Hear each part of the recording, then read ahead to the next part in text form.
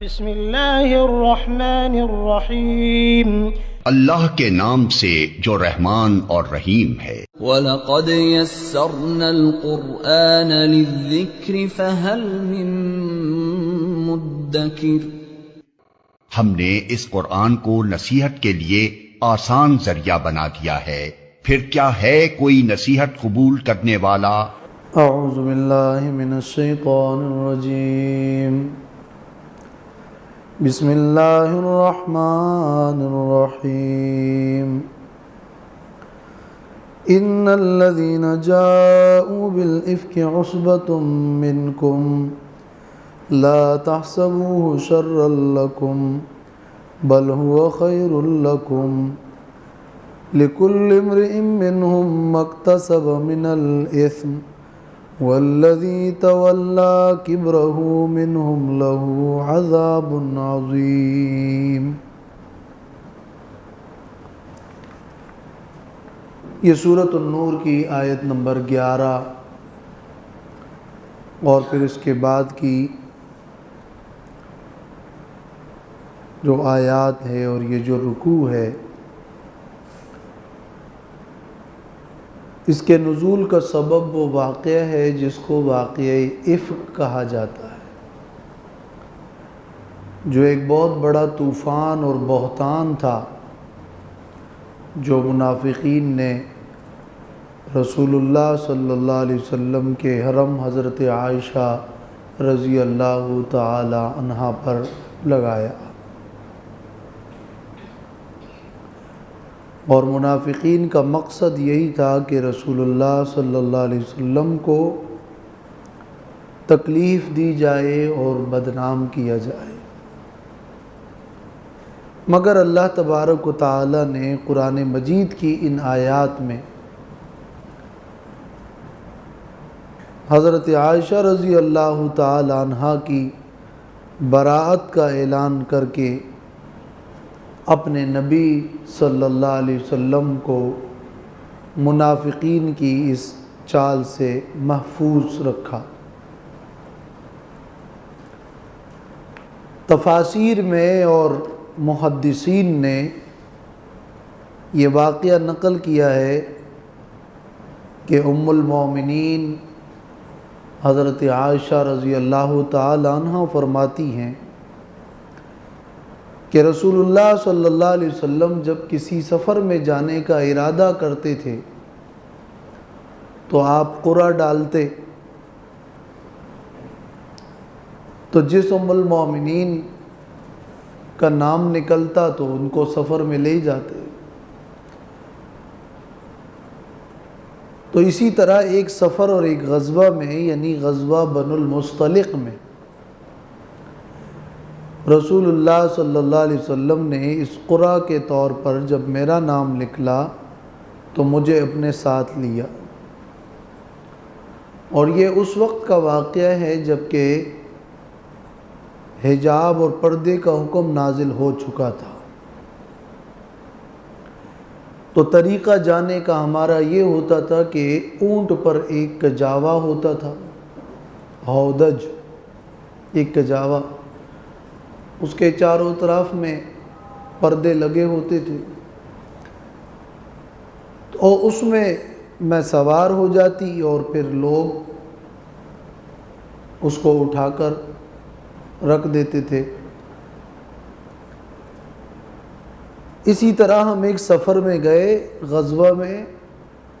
اور وہاں غزوہ بنو المصطلق میں بڑی کامیابی ملی، اور وہاں سے پھر ہم سفر سے واپس آ رہے تھے، مدینہ کے قریب پہنچے تھے، زیادہ فاصلہ نہیں تھا، تو لشکر ایک جگہ رکا ضروریات کے لیے۔ حضرت عائشہ رضی اللہ تعالیٰ عنہ فرماتی ہیں کہ میں بھی اپنی حاجت کے لیے چلی گئی اور دور چلی گئی، بعض صحابہ نے وہ کجاوا رکھا اور آپ چلی گئی، تو واپس آنے میں مجھے دیر ہو گئی، اور دیر کی وجہ یہ تھی کہ میں نے وہاں اپنے گلے کا ہار دیکھا تو وہ نہ پایا، تو میں اس کی تلاش میں تھی کہ ادھر قافلے نے جانے کا اعلان کر دیا اور کچھ لوگوں نے اس کجاوے کو اوپر اٹھایا اس خیال سے کہ ابھی وقت کافی گزرا ہے اور وہ آ چکی ہوگی، اور چونکہ اس وقت حضرت عائشہ کی عمر بھی کم تھی اور اس وقت عورتوں کے کھانے اور غذا اتنی ہیوی غذا تو تھی نہیں، اور پھر کئی لوگ کجاووں کو اٹھاتے تھے تو انہیں اندازہ نہیں ہوا کہ اس میں اب ام المومنین موجود نہیں ہے، اور یوں انہوں نے سفر شروع کیا اور کوچ کر گئے۔ حضرت عائشہ رضی اللہ تعالیٰ عنہ فرماتی ہیں کہ جب میں آئی اور دیکھا کہ وہاں سے تو قافلہ جا چکا ہے، تو میں نے یہ ارادہ کر لیا کہ یہیں پر انتظار کرنا سب سے بہتر ہے، اس لیے کہ جب وہ قافلہ جائے گا اور وہاں پہ وہ مجھے نہیں پائیں گے تو کہیں سے وہ واپس یہیں آ کر مجھے تلاش کریں گے، تو یہاں بیٹھنا مناسب ہے۔ چنانچہ حضرت عائشہ رضی اللہ تعالیٰ عنہ فرماتی ہیں کہ میں وہیں چادر لے کر اوڑھ کر انتظار کرتی رہی، تو نیند کا غلبہ ہوا، تھکن بھی تھی، سفر کی تھکاوٹ بھی تھی، رات کا وقت، میں سو گئی۔ پیچھے سے صفوان ابن المعطل رضی اللہ تعالیٰ عنہ، جن کو رسول اللہ صلی اللہ علیہ وسلم نے اسی مقصد کے لیے قافلے کے پیچھے رکھا تھا کہ اگر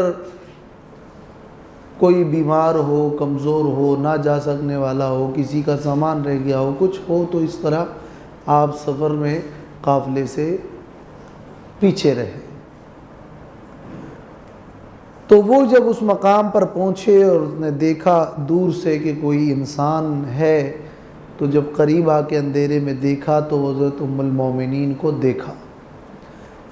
حجاب کے احکام کے نزول سے پہلے صفوان ابن معطل نے انہیں دیکھا تھا، تو وہ ایک دوسرے کو پہچانتے تھے۔ حضرت صفوان نے جب ان کو دیکھا تو فوراً بے ساختہ کہا انا للہ و انا الیہ راجعون۔ یہ تو بڑی دکھ کی بات ہے کہ اکیلی یہاں انتظار کر رہی ہے اور کوئی نہیں ہے، اور یہ قافلے سے رہ گئی ہیں۔ ان کا یہ کہنا ہی تھا کہ حضرت عائشہ رضی اللہ تعالی عنہ فرماتی ہیں کہ ان کی اس آواز سے میں اٹھی اور فوراً چہرے چھپایا چہرے کو، اور اس کے بعد صفوان نے مجھ سے کوئی بات نہیں کی ہے سوائے اس کے کہ میں نے ان کی یہ آواز سنی تھی جو شروع میں انا للہ و انا الیہ راجعون۔ تو انہوں نے سواری کو لا کر بٹھایا، میں اس میں بیٹھی اور خود جو ہے نکیل پکڑ کر روانہ ہوئے، اور یوں یہ سفر شروع ہوا یہاں تک کہ تقریباً ظہر چڑھے ہم مدینہ پہنچ گئے۔ ادھر پیچھے عبداللہ ابن ابی ابن سلول جو اس سفر میں تھا بھی، اس نے مدینہ پہنچنے سے پہلے ہی ایک پروپیگنڈا شروع کر دیا اور کہا کہ یہ بچی ہوئی نہیں ہے اور محفوظ نہیں ہو سکتی، اور اس قسم کی باتیں ام المومنین کی شان میں شروع ہو گئی۔ حضرت عائشہ رضی اللہ تعالیٰ عنہ فرماتی ہیں کہ میں مدینہ پہنچی، اس وقت مجھے بیماری تھی، میں بیمار ہو گئی، اور لوگ اسی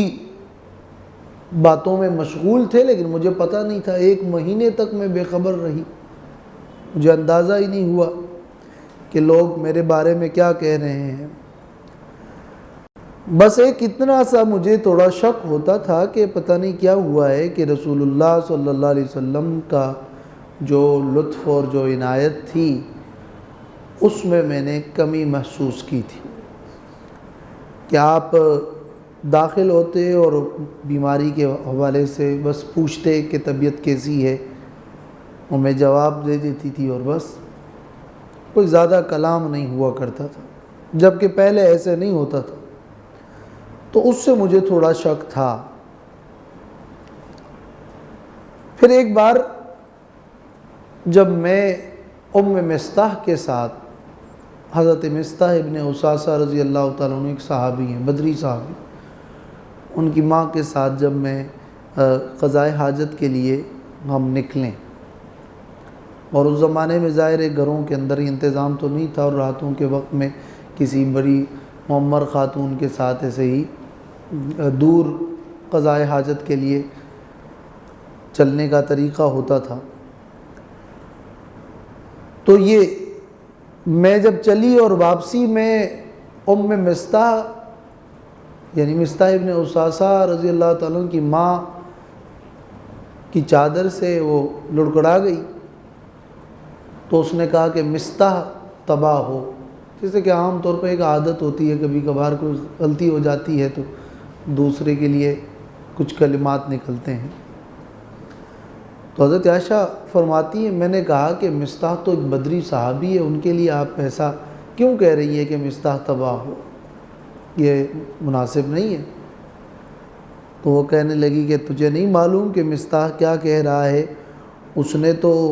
یہ کہا ہے، اور پورا ماجرا بتا دیا۔ یہیں سے حضرت عائشہ رضی اللہ تعالیٰ عنہا کو پتہ چلا۔ تو حضرت عائشہ فرماتی ہیں جب میں گھر پہنچی، یہ تو ایسا حال تھا کہ وہ جو میری بیماری تھی وہ اور بڑھ گئی، مزید میری بیماری میں اضافہ ہوا۔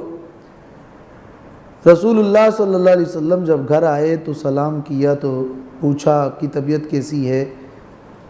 پھر اس کے بعد میں نے آپ صلی اللہ علیہ وسلم سے اجازت چاہی کہ میں اپنے والدین کے ہاں جانا چاہتی ہوں، تو آپ نے اجازت دی۔ حضرت عائشہ رضی اللہ تعالیٰ عنہ اپنے والدین کے گھر گئی، اور وہاں اپنی یعنی اس خبر کی مزید یقین حاصل کرنے کے لیے وہاں گئی، والدہ سے کہا کہ لوگ میرے بارے میں کیا کہتے ہیں اور اس قسم کی باتیں ہو رہی ہیں۔ تو والدہ نے تسلی دیتے ہوئے کہا کہ ہوینی علیک فواللہ لقلما کانت امرأۃ قط وضیعۃ عند رجل، اپنے اوپر رحم کر، بہت کم ایسا ہوتا ہے کہ ایک عورت ہو اور حسین بھی ہو اور شوہر کو اس سے محبت بھی ہو اور پھر اس کی سوکنیں بھی ہو، تو پھر ان کے ساتھ ایسا ہی ہوتا ہے۔ ان کو غلط فہمی تھی کہ شاید سوکنوں کی وجہ سے اس قسم کی بات پھیلی ہو۔ تو میں روتی رہی یہاں تک کہ صبح ہوئی، اور مسلسل میری آنکھوں سے آنسو جاری تھے۔ رسول اللہ صلی اللہ علیہ وسلم نے اس معاملے میں حضرت علی رضی اللہ تعالیٰ عنہ کو، حضرت اسامہ ابن زید رضی اللہ تعالیٰ عنہ کو بلایا، ان سے مشورہ کیا۔ حضرت اسامہ نے تو کہا کہ مجھے تو ان کے بارے میں کوئی اس قسم کی بات نہیں معلوم، یعنی فراق اور طلاق کا مشورہ لینا چاہا۔ حضرت اسامہ نے کہا کہ نہیں، ایسا نہ کیجئے، اور حضرت عائشہ تو بالکل بری ہے اور پاک ہے۔ حضرت علی رضی اللہ تعالیٰ عنہ نے کہا کہ اللہ کے رسول، آپ کے لیے عورتوں کی کوئی کمی تو نہیں ہے، یہ نہیں کہا کہ طلاق دے دو،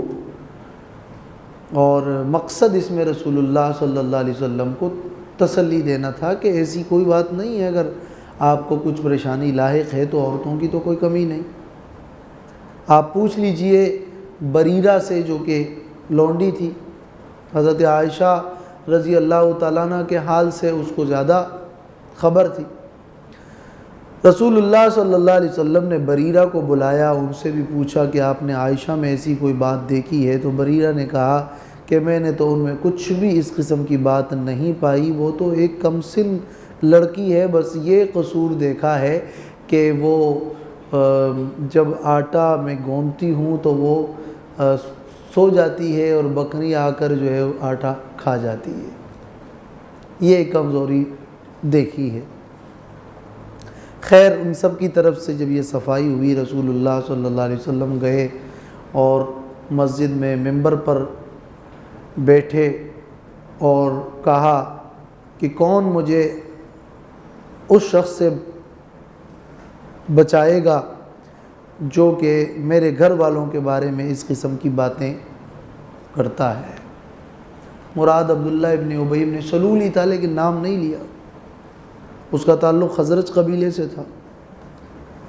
اور کہا کہ اللہ کی قسم میں اپنے اہل و عیال میں سوائے خیر کے کچھ نہیں جانتا، اور وہ آدمی جس کے بارے میں لوگ گمان کرتے ہیں وہ بھی بڑا اچھا ہے۔ تو سعد ابن معاذ الانصاری رضی اللہ تعالیٰ عنہ کھڑے ہوئے، کہنے لگے میں اس شخص کی گردن اڑا دوں گا جس نے یہ حرکت کی ہو، اگر وہ ہمارے قبیلے اوس میں سے ہو، اور اگر وہ خزرج میں سے ہوا تو بھی آپ کا حکم، اور ہم تو اس کو قتل کر دیں گے۔ سعد ابن عبادہ جو کہ خزرج قبیلے کے سردار تھے، عبداللہ ابن ابی ابن سلول بھی اسی قبیلے کا تھا، بہت نیک آدمی تھے، لیکن اس وقت وہ بڑے جذبات میں آ گئے، وہ پرانی قومیت والی بات ذہن میں آ گئی کہ یعنی گویا کہ یہ ہمارے خزرج قبیلے کو للکار رہے ہیں۔ تو اس نے کھڑے ہو کر کہا کہ تم جھوٹ بولتے ہو، تم اس کو قتل نہیں کر سکتے ہو، نہ اس کے قتل پہ قادر ہو۔ تو اسید ابن حضیر جو کہ سعد ابن معاذ کے چچا زاد تھے وہ کھڑے ہوئے، اس نے کہا کہ کیا تم منافقین کی طرفداری کرتے ہو، ہم اسے ضرور قتل کریں گے۔ یہ ایک شور شرابہ ہوا، رسول اللہ صلی اللہ علیہ وسلم مسلسل انہیں خاموش کر رہے تھے، یہاں تک کہ جب سب خاموش ہوئے تو آپ خاموشی کے ساتھ وہاں سے چل دیے، کچھ نہیں کہا۔ حضرت عائشہ رضی اللہ تعالیٰ عنہ فرماتی ہیں کہ میں اس دن بھی روتی رہی، اور آنسو تھے کہ وہ رکنے کا نام ہی نہیں لے رہے تھے، قریب تھا کہ میرے والدین کا گمان تھا کہ ان کا کلیجہ پھٹ جائے، اور وہ میرے پاس ہی بیٹھے تھے، اور ایک عورت انصار کی تھی وہ بھی میرے ساتھ رو رہی تھی۔ رسول اللہ صلی اللہ علیہ وسلم گھر میں داخل ہوئے، سلام کیا، پھر بیٹھے، اور اس سے پہلے آپ اس طرح نہیں بیٹھے تھے۔ اب 1 مہینے کے بعد بیٹھے اور آپ نے کلمہ شہادت پڑھی، اور اس کے بعد کہا اے عائشہ مجھے آپ کے بارے میں یہ خبر پہنچی ہے، اگر آپ اس سے بری ہیں تو عنقریب اللہ تیری برات کر دے گا، لیکن اگر آپ نے کوئی گناہ کیا ہے تو اللہ سے توبہ کر، استغفار کر، اس لیے کہ بندہ جب اپنے گناہ کا اعتراف کرتا ہے اور توبہ کرتا ہے تو اللہ اس کی توبہ کو قبول کرتا ہے۔ رسول اللہ صلی اللہ علیہ وسلم نے جب اپنی بات پوری کی، حضرت عائشہ فرماتی ہیں میں تو روتی رہی، لیکن جب آپ نے یہ سوال اٹھایا تو میرے آنسو خشک ہو گئے۔ میں نے اپنے والد سے کہا کہ عجب عنی رسول اللہ، میری طرف سے رسول اللہ صلی اللہ علیہ وسلم کو کوئی جواب دو۔ حضرت ابو بکر وہ کہنے لگے واللہ ما ادری ما اقول لرسول اللہ صلی اللہ علیہ وسلم، میں نہیں جانتا کہ میں اللہ کے رسول سے اس وقت کیا کہوں۔ میں نے اپنی والدہ سے کہا کہ آپ جواب دیں، تو والدہ نے کہا کہ اللہ کی قسم میں نہیں جانتی کہ اب میں اس کے بارے میں کیا جواب دوں۔ تو حضرت عائشہ فرماتی ہیں اگرچہ میں کم سن تھی، میری عمر کم تھی، لیکن اس وقت پھر میں نے قرآن اگرچہ زیادہ نہیں پڑھا ہوا تھا، لیکن میں نے جواب دیا کہ تمہیں میرے بارے میں یہ جو خبر پہنچی ہے اور وہ خبر دلوں میں گر کر چکی ہے، تم اس کی تصدیق کرتے ہو۔ اگر میں کہوں کہ میں بری ہوں اور اللہ جانتا ہے کہ میں بری ہوں تو تم لوگ تصدیق میری نہیں کرو گے، اور میں اگر اپنے اعتراف کروں اس ایک معاملے کا اور اللہ جانتا ہے کہ میں تو پاک ہوں تو پھر تم تصدیق کرو گے۔ میں بس اور کچھ نہیں کہتی مگر وہی کہتی ہوں جو یوسف کے باپ نے کہا۔ حضرت عائشہ کہتی ہے اس وقت میں وہ نام بھول گیا، یوسف علیہ السلام کے والد یعنی حضرت یعقوب علیہ السلام کا۔ انہوں نے یہی کہا تھا کہ فصبر جمیل واللہ المستعان علی ما تصفون۔ تو پھر میں لیٹ گئی اور کروٹ تبدیل کیا۔ میں جانتی تھی کہ میں پاک ہوں اور اللہ تعالیٰ میری برات ضرور نازل کرے گا، لیکن میرا یہ گمان نہیں تھا کہ میرے بارے میں قرآن مجید کی آیات نازل ہوگی اور جس کی تلاوت ہوگی۔ میرا تو یہ خیال تھا کہ اللہ اپنے نبی کو اطلاع دے گا، وہی خفی کے ذریعے سے آپ کوئی خواب دیکھ لیں گے اور آپ کو معلوم ہو جائے گا، لیکن ہم اسی مجلس میں ہی تھے کہ اچانک آپ صلی اللہ علیہ وسلم پر وحی کے آثار شروع ہوئے اور آپ کے چہرے مبارک سے پسینے کی موتیاں جڑنے لگے، اور وہ بڑا ایک خاص کیفیت ہوتی تھی سخت قسم کی جو وحی کی تھی، وحی کی کیفیت ختم ہوئی تو آپ مسکرائے اور کہا خوش ہو جا اے عائشہ، اللہ نے تیری برات کر دی ہے۔ تو میری ماں نے مجھ سے کہا کہ کھڑی ہو اور اللہ کے رسول کا شکریہ ادا کرو، تو میں نے کہا کہ میں سب سے پہلے اللہ عز و جل کا شکریہ ادا کروں گی، اور اس کے بعد یہ آیات برات میں نازل ہوئی جو یہ آج کا پورا سبق اور پورا رکوع ہے۔ اس واقعے میں بہت ساری باتیں عبرت کی، اور یہ جو واقعہ ہے اس کے ضمن میں ہر جملے پہ علماء نے غور فکر کر کے اس میں سے شرعی طور پر مسائل کا اخذ کیا ہے۔ اللہ تبارک و تعالی نے فرمایا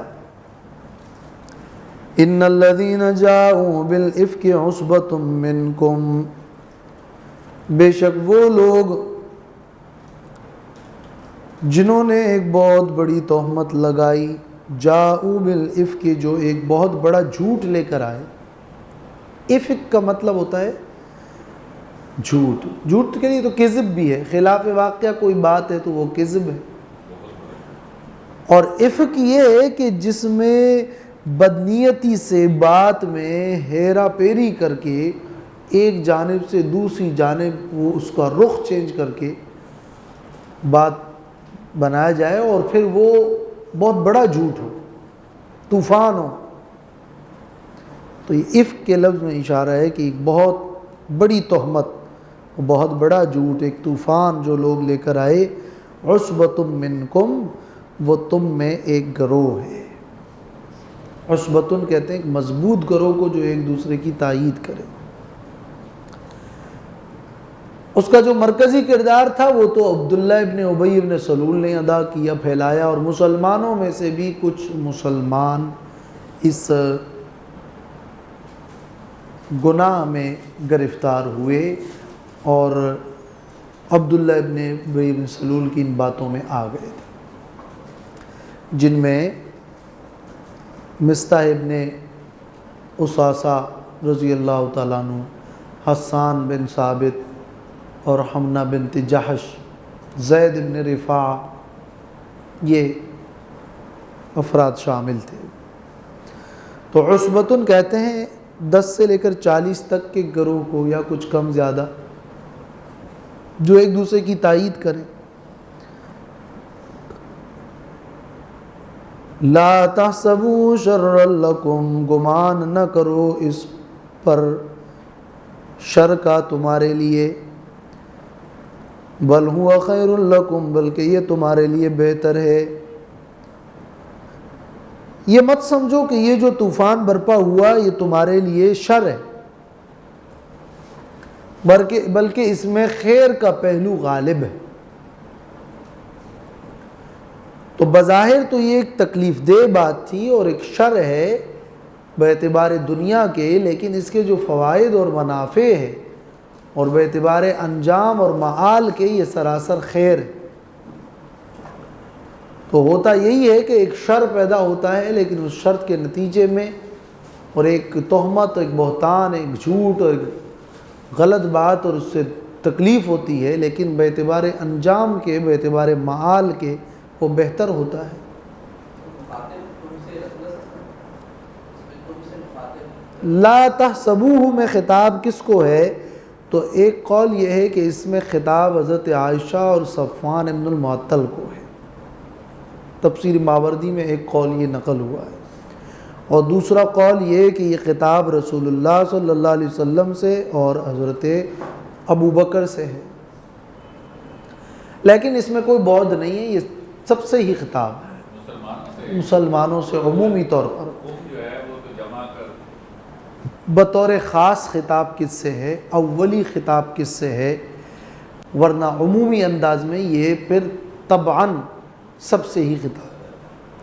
لیکن ماوردی میں جو اقوال نقل ہیں کہ یا ان کو خطاب یا ان کو خطاب، اس میں کوئی ٹکراؤ نہیں ہوتا، اس لیے کہ وہ خیر کے پہلو مختلف ہوتے ہیں۔ یعنی خیر یہ کہ اس میں تمہارے لیے اجر و ثواب ہے، اور خیر یہ کہ اے مسلمانوں تمہارے لیے آداب نازل ہوئے، احکام نازل ہوئے، اور خیر کا پہلو یہ ہے کہ اے مسلمانوں تمہارے لیے حضرت عائشہ رضی اللہ تعالیٰ عنہ کے باب میں جو احکام نازل ہوئے وہ آئندہ پوری امت کے لیے خیر کا سبب بنے، اور وہی کے ذریعے سے خود حضرت عائشہ کے لیے جو براءت کا نزول ہوا وہ حضرت عائشہ کے لیے بہت بڑی سعادت تھی۔ تو وہ گمان نہ کرو کہ وہ شر ہے، اللہ کے نزدیک اس میں ایک خیر کے بہت سارے پہلو تھے۔ لِكُلِّ امْرِئٍ مِّنْهُمْ مَا اكْتَسَبَ مِنَ الْإِثْمِ، ہر شخص کے لیے ان میں سے وہ کچھ ہے جو اس نے کمایا گناہ میں سے۔ جس نے اس شر کو پھیلایا اس میں ہر ایک نے جس نے جتنا حصہ لیا اتنا وہ گناہگار۔ کسی نے اس کا آغاز کیا، کسی نے پھیلا دیا، کسی نے یقین کیا، کسی نے صرف گمان کیا، کسی نے ایک کو بتایا، کسی نے 10 کو بتایا۔ تو لِكُلِّ امْرِئٍ منہم مانا یعنی ان عصبتن کی طرف اشارہ ہے، ان میں سے مکتسب من الاسم، وہی ہے جو انہوں نے گناہ میں سے کمایا۔ والذی تولی کبرہ منہم لہ عذاب عظیم، اور اس شخص کے لیے جس نے بڑے گناہ میں تصرف کیا، تولا تصرف کرنا اور بار اٹھانا، جس نے بڑے گناہ کو یا بڑی بات کو اپنے اوپر بار کیا، اور یا پھر جس نے بڑے گناہ میں تصرف کیا اور بڑے گناہ کا والی بنا۔ کبرہو میں ہو ضمیر کا مرجع افک ہے یا اسم ہے؟ منہم ان میں سے، لہو عذاب عظیم اس کے لیے تو بہت بڑا عذاب ہے۔ مراد اس سے عبداللہ ابن ابی ابن سلول ہے۔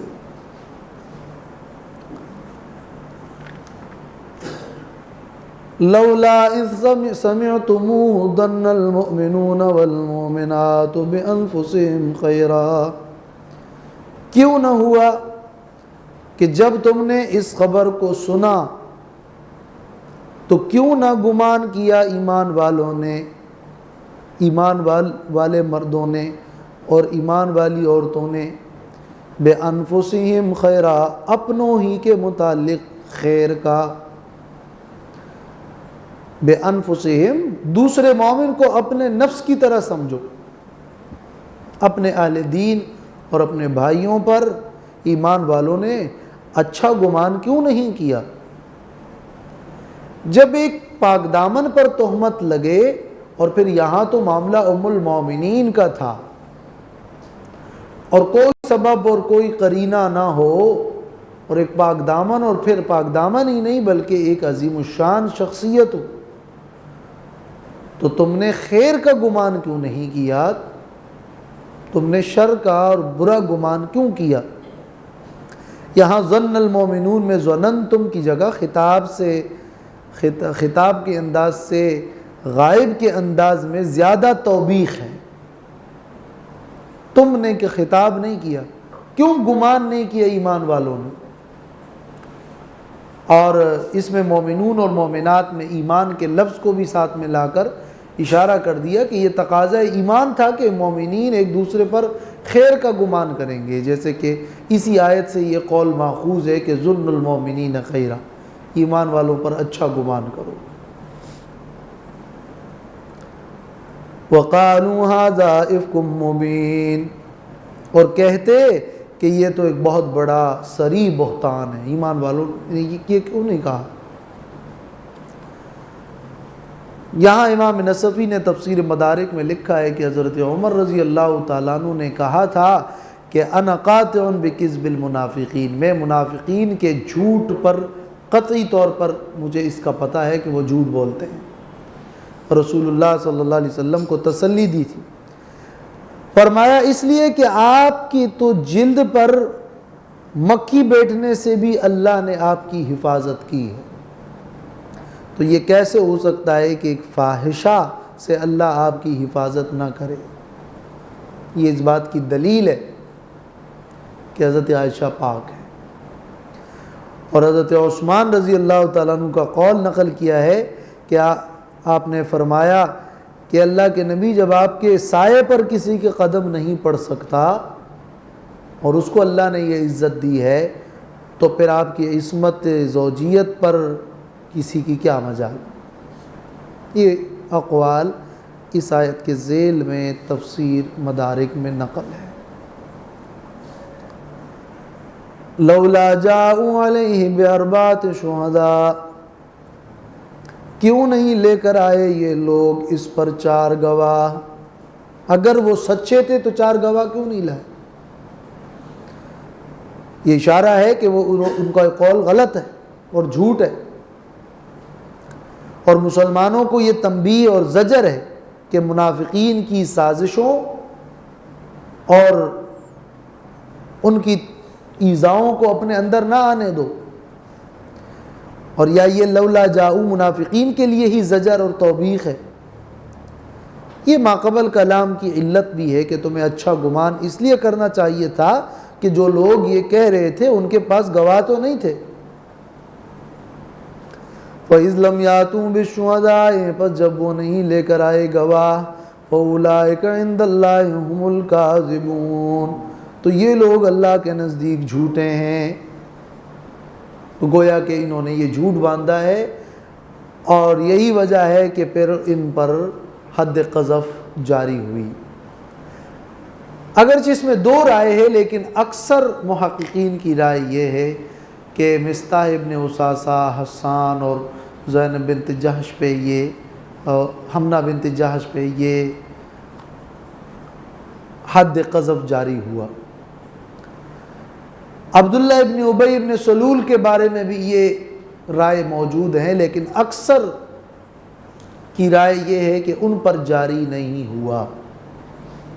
اور اس میں اللہ کے رسول صلی اللہ علیہ وسلم کی مصلحت تھی، جبکہ وہ سب سے بڑا مجرم تھا، اور علماء کہتے ہیں اس کی حکمت یہ کہ ان کی سزا کو کامل طریقے پر آخرت کے لیے چھوڑ دیا گیا۔ لیکن یہ تاریخی بات ہے، دونوں جانب میں اقوال موجود ہے اور بحث موجود ہے۔ بہرحال اکثر محققین کی رائے یہ ہے کہ ان مسلمانوں پہ جاری ہوئی اور عبداللہ ابن ابی پہ جاری نہیں ہوئی۔ باقی دونوں جانب دوسرے اقوال بھی ہیں، ملتے ہیں، اور یہ ایک تحقیق طلب مسئلہ ہے۔ مسلمانوں کو پاک کر لیا گیا، مشہور قول کے مطابق یہی۔ ولولا فضل اللہ، اس لیے آگے فرمایا ولولا فضل اللہ علیکم ورحمتہ فی الدنیا والآخرہ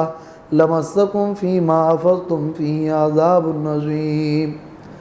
اگر نہ ہوتا اللہ کا فضل تم پر اور اللہ کی رحمت دنیا اور آخرت میں تو ضرور تمہیں پہنچاتا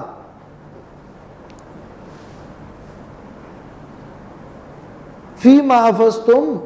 اس گناہ کی وجہ سے جس میں تم مشغول ہوئے اور جس کا تم نے چرچا کیا، پہنچتا تمہیں عذاب عظیم، بہت بڑا عذاب۔ لیکن اللہ نے فضل یہ کیا کہ عذاب، فضل اور رحمت سے کیا مراد؟ یعنی اگر عذاب میں اللہ تاخیر نہ کرتا، یہ اللہ کا فضل ہے، اور توفیق توبہ کا نہ دیتا، یہ اللہ کی رحمت ہے، یا اگر دنیا میں مہلت نہ دیتا جو کہ اللہ کا فضل ہے، اور آخرت میں عفو اور مغفرت نہ کرتا جو کہ اللہ کی رحمت ہے، تو تمہیں ایک بہت بڑی سزا ملتی۔ اور یہ حضرت عائشہ رضی اللہ تعالی عنہ کا بہت عظیم مقام ہے کہ اللہ نے ان کی صفائی کی اور ان کے اوپر تہمت لگانے والوں کے لیے نہایت ہی شدید وعید نازل کیا۔ اذ تلقونہ بألسنتکم، جب تم نقل کر رہے تھے اس خبر کو اپنی زبانوں سے، تلقونہ، لوگ آپس میں ایک دوسرے سے یہ خبر لے رہے تھے یا قبول کرنے کے لیے لے رہے تھے، یہ معنی بھی ہوا ہے، تم اس کو بس قبول ہی کر رہے تھے۔ وَتَقُولُونَ بِأَفْوَاهِكُمْ مَا لَيْسَ لَكُمْ بِهِ عِلْمٌ، اور تم کہتے تھے اپنے منہ سے وہ بات جس کا تمہیں کوئی علم نہیں تھا۔ قول منہ سے ہی تو ہوتا ہے، لیکن یہاں مراد یہ کہ یعنی دل کی ترجمانی نہیں تھی، زبان بلا دلیل زبانی باتیں تھیں۔ وَتَحْسَبُونَهُ هَيِّنًا وَهُوَ عِندَ اللَّهِ عَظِيمٌ، تم اس کو سمجھتے تھے معمولی اور یہ اللہ کے نزدیک تو بہت بڑی سنگین بات تھی، تم صغیرہ سمجھتے تھے اور وہ کبیرہ بات تھی۔ عام طور پر گناہوں کے ساتھ لوگوں کا یہی معاملہ ہوتا ہے کہ وہ گناہوں کو معمولی سمجھتے ہیں، لیکن یہ اللہ تعالیٰ سے محبت اور کفر سے نفرت جتنی زیادہ پختہ ہوتی ہے تو پھر اتنا ہی زیادہ گناہ کا احساس ہوتا ہے اور نیکی کی قدر ہوتی ہے۔ یہ اللہ تعالیٰ کے ساتھ بندے کی محبت اور دین کے ساتھ محبت اور یا پھر کفر سے نفرت کا یہ لازمی تقاضا ہے کہ انسان گناہ کو معمولی نہ خیال کرے۔ آگے انشاءاللہ مزید، وآخر دعوانا الحمدللہ۔